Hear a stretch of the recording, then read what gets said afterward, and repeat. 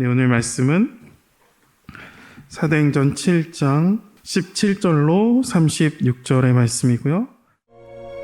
하나님이 아브라함에게 약속하신 때가 가까우매 이스라엘 백성이 애굽에서 번성하여 많아졌더니 요셉을 알지 못하는 새 임금이 애굽 왕위에 오르매 그가 우리 족속에게 교활한 방법을 써서 조상들을 괴롭게 하여 그 어린아이들을 내버려 살지 못하게 하려 할세.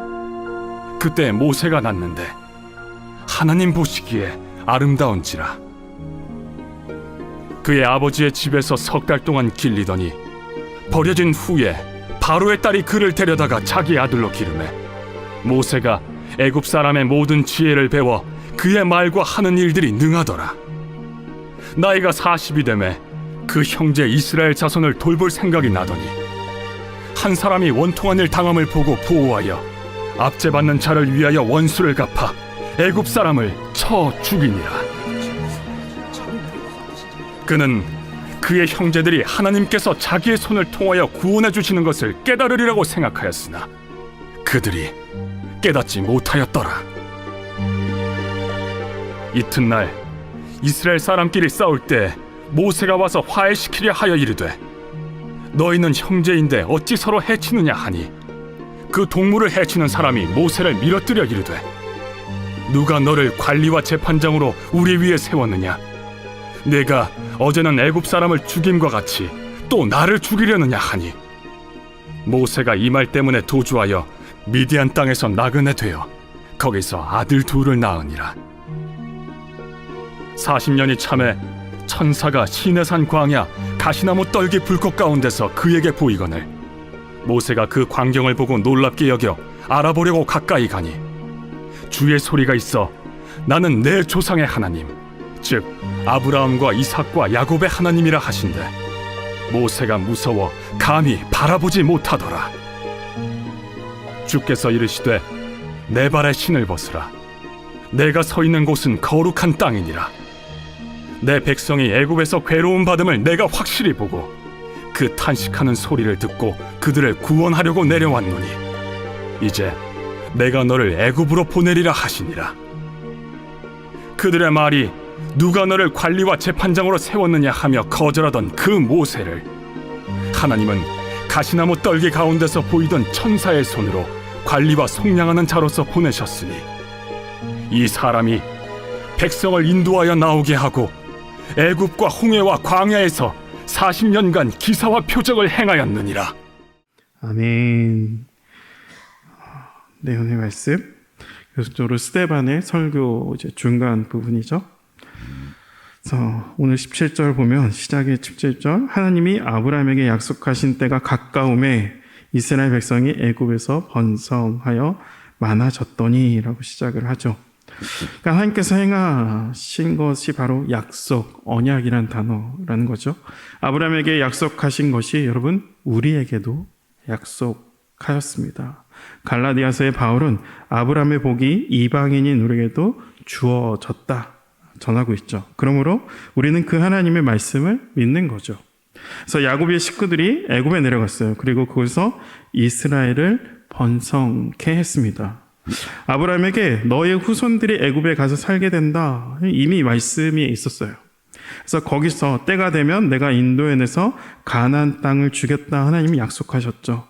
바로 그 시간이 이제 가까이 오고 있다는 것을 17절 통해서 알 수 있습니다. 하나님께서 바로의 억압 가운데 이스라엘을 번성하게 하셨다라는 거죠. 세상의 힘과 지혜를 뛰어넘어선 하나님의 계획과 은혜로 이스라엘 백성은 여전히 번성하는 축복을 그 가운데 누리고 있었습니다. 근데 그때 20절이죠. 모세가 낳는데 하나님 보시기에 아름다운지라 그의 아버지의 집에서 석 달 동안 길리더니라고 되어 있어요. 그러니까 모세라는 사람이 이 땅에 태어나겠다라는 거죠. 그때 석 달 동안 그 이상 시간을 숨기지 못했죠. 그러므로 이 아이를 나일강에 띄어보내게 됩니다. 이 아이가 태어나면 사실 나일강에 던져 죽게 하는 것이 그 당시 바로의 명령이었습니다.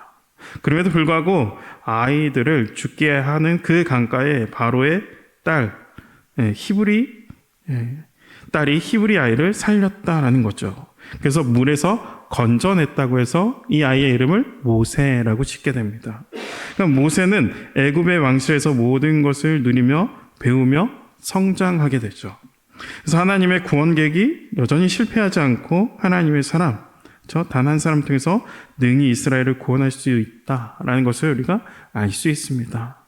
23절, 나이가 40이 되매 그 형제 이스라엘 자손을 돌볼 생각이 나더니라고 되어 있어요. 그러니까 성인이 된 모세는 자기 형제 이스라엘을 돌볼 생각을 합니다. 그러니까 그럼에도 불구하고 모세의 생각과 히브리인들의 생각은 달랐다라는 거죠. 오늘 25절에 보니까 그는 그의 형제들이 하나님께서 자기 손을 통하여 구원해 주시는 것을 깨달으라고 생각하였으나 그들이 깨닫지 못했다 이야기하고 있어요. 하나님께서 모세를 애굽의 왕실에서 자라게 한 것은 분명히 하나님의 뜻인 줄 믿습니다. 하지만 당시 우리 사람들의 시선에는 모세를 인정하지 않았다라는 거죠. 그래서 27절에 이야기하는 거죠. 그 동물을 해치는 사람이 모세를 밀어뜨려 이르되 누가 너를 관리와 재판장으로 우리 위에 세웠느냐라고 질문합니다. 그러니까 모세는 자신의 형제로 여긴 민족에게 배신을 당하게 됩니다. 그리고 미디안 광야에서 도망자의 삶을 살죠. 그리고 모세는 하나님의 뜻을 따가 여러분 애굽의 왕궁에서 40년이라는 시간을 보냈고요. 40년 동안 자신의 정체성을 잃지 않았어요. 마치 400년 동안 이스라엘 백성이 애굽에서 살면서 히브리 정체성을 잃지 않았던 것처럼 모세도 40년 동안 왕실에 살지만 왕실에서 누릴 것 다 누렸지만 히브리 민족임을 그는 잃지 않고 살았습니다. 그러므로 자신이 민족 이스라엘 자손을 돌볼 생각을 할 수 있었다는 거죠. 그럼에도 불구하고 하나님의 생각은 달랐다는 거죠. 모세는 지금 40년 동안 애굽에서 그 왕자의 교육을 받고 사람들에게 인정받으면서 이스라엘 자손을 충분히 내가 돌볼 수 있겠다. 나로 하여금 이들을 이끌어갈 수 있겠다라고 여겼습니다. 그러나 모세의 방법은 하나님의 방법이 아니었고요. 모세가 이스라엘을 돌려보내려고 했던 때는 아직 하나님의 때가 아니었다는 거죠. 그래서 30절에 40년이 참에 천사가 시내산 광야 가시떨기 나무 불꽃 가운데서 그에게 보이거늘 33절인데요. 주께서 이르시되 내 발에 신을 벗으라 내가 서 있는 곳은 거룩한 땅이니라. 여기서 신을 벗는다라는 것은 종이 주인 앞에서 취하는 자세입니다. 그러니까 주인에 대한 절대적인 복종을 의미하는 게 신을 벗는다는 의미예요.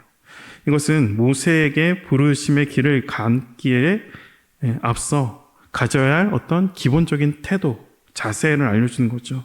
곧 자신이 의지와 모든 것을 내어놓는 그런 자신의 권리를 포기한다는 의미로 신을 벗었다라는 거죠.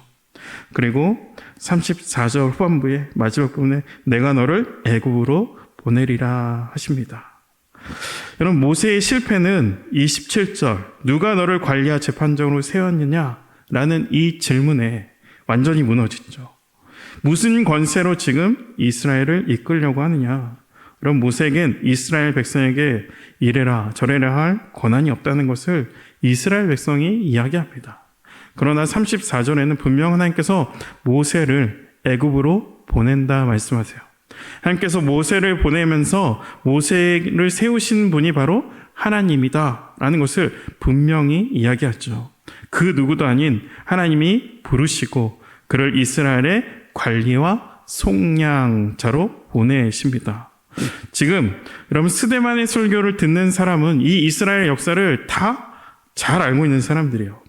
이 사람이 36절이죠. 이 사람이 백성을 인도하여 나오게 하고 애굽과 홍해와 광야에서 40년간 기사와 표적을 행하였느니라. 그러니까 이후에 출애굽의 이후 40년 동안 광야 생활을 하게 되는데 그 가운데서 기적과 표적과 하나님께서 놀라운 일을 행하셔서 이 백성을 출애굽했다, 이끌어내셨다 이야기죠. 바로 모세가 모세의 시대 때 그럼 히브리 사람들의 아들이 태어나기만 하면 무조건 죽여라 라고 바로의 이야기가 있었어요. 근데 이 사건을 통해서 우리는 한 가지 사건을 떠올릴 수 있죠. 바로 예수님이 태어났을 때 헤롯 왕이 베들레헴 인근에 태어난 2살 이하의 남자를 다 죽이라고 명했어요.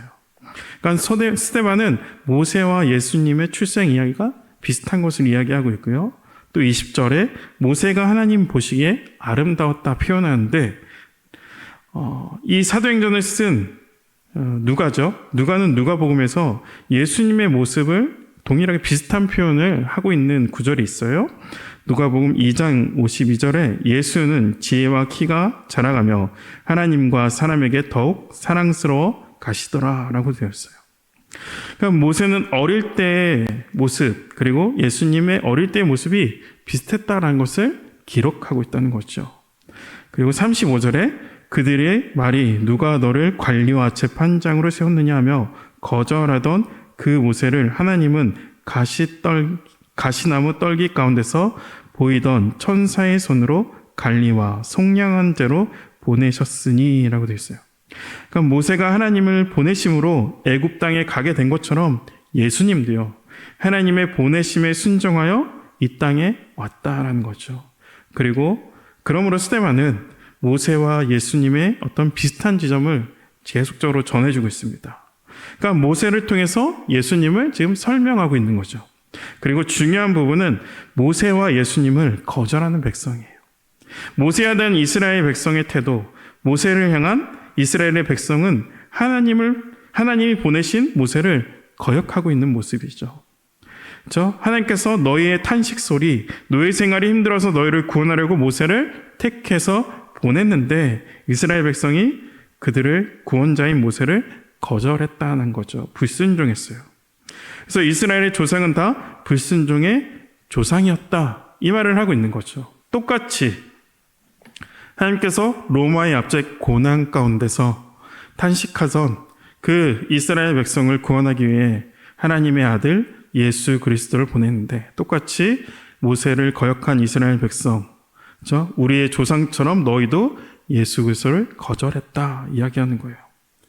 여러분, 모세가 등장하는 것은 사실 출애굽하고 시내산에서 율법을 직접 받은 인물입니다. 여러분, 율법하면 모세를 떠올리는 자들에게 지금 스데반은 모세를 등장시키고 있는 거거든요.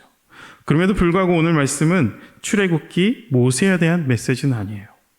여러분, 출애굽기엔 내용이 있지만 출애굽기에 없는 단어가 있습니다. 바로 35절에 속량하는 자입니다. 속량. 여러분, 이 속량은 구원자라는 의미로 바로 예수님을 뜻합니다. 여러분, 예수님을 거절했지만 지금도 하나님은 예수님을 통해 구원을 이루어 가신다는 것을 스데반의 설교를 통해 우리에게 쟁쟁하게 전해주고 있습니다. 여러분, 지난 화요일도 그렇지만 예수님 외에는 다른 구원이 없습니다. 우리의 구원은 예수님을 통해서만 구원이 있습니다. 예수 외엔 구원이 없습니다. 아무리 착하게 살고 아무리 지식이 있고 아무리 내가 능력이 있고 힘이 있고 물질이 있다 해도 예수님 없이 구원을 이룰 수 없습니다. 이게 진리죠. 이 진리는 세상이 이해하고 이해하지 못하고와 상관이 없어요. 이게 변함없는 진리입니다.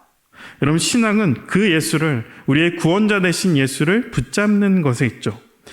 예배드리고 주님 앞에 나서 신앙생활하는 것은 바로 예수와 함께 거하기 위해서, 그 안에 거하며 살기 위해서, 이 땅에서 작은 예수로 살기 위해서, 예수 때문에 존재하기 위해서죠.